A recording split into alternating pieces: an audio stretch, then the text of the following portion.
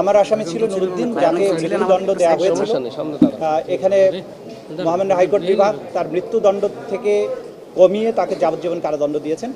আমি যে বিষয়টার উপরে গুরুত্ব দিতে চাই যে বাংলাদেশের ফৌজদারি বিচার ব্যবস্থায় স্বীকারোক্তিমূলক জবানবন্দি বা 164 স্টেটমেন্টের যে ব্যাপক নির্ভরশীলতা, এইটা ন্যায় বিচার প্রাপ্তির ক্ষেত্রে বড় বাধা। আপনারা দেখেছেন গুমের মামলার ক্ষেত্রে আমরা যেটা বারবার বলেছি যে গুম এবং এক্সট্রা জুডিশিয়াল কিলিংয়ের ক্ষেত্রে যে আসামিকে গুম করে রাখার পরে জোর করে একটা 164 করিয়ে তাকে কোর্টে প্রডিউস করা হয়।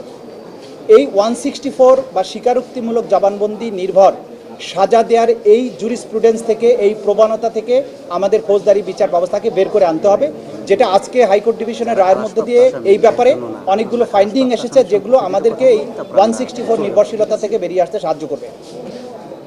দ্বিতীয় কথা হচ্ছে যে নিম্ন আদালতে একটা সেন্সিটিভ মার্ডার কেস বা যে কোনো মার্ডার কেসকে সেন্সিটিভ করা হয় মিডিয়াতে ব্যাপক প্রচারণার মাধ্যমে, এবং যখনই এটা সেন্সিটাইজড হয়ে যায় তখনই বিচারকদের উপর একটা সাংঘাতিক রকমের মানসিক এবং সামাজিক চাপ তৈরি হয়, ফলে তারা গণহারে ফাঁসির রায় প্রদান করেন।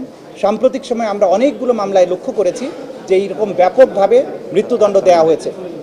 এই মৃত্যুদণ্ড দেওয়ার প্রবণতার ব্যাপারে আজকের রায় একটা বড় একটা ফাইন্ডিং দিয়ে বলা হয়েছে এই ধরনের প্রবণতাটা বিপজ্জনক, এবং যে সমস্ত সংশ্লিষ্ট বিচারক এইভাবে মৃত্যুদণ্ড দিয়ে থাকেন তাদের আইনের জ্ঞান, ফৌজদারি বিচার ব্যবস্থা সম্পর্কে জ্ঞান এবং সেন্টেন্সিংয়ের ব্যাপারে তাদের যে জ্ঞানের স্বল্পতা, সেটার ব্যাপারে হাইকোর্ট বিভাগ আলোকপাত করেছেন, সংশ্লিষ্ট বিচারককে বিচার কাজ থেকে বিরত রাখার কথা বলেছেন।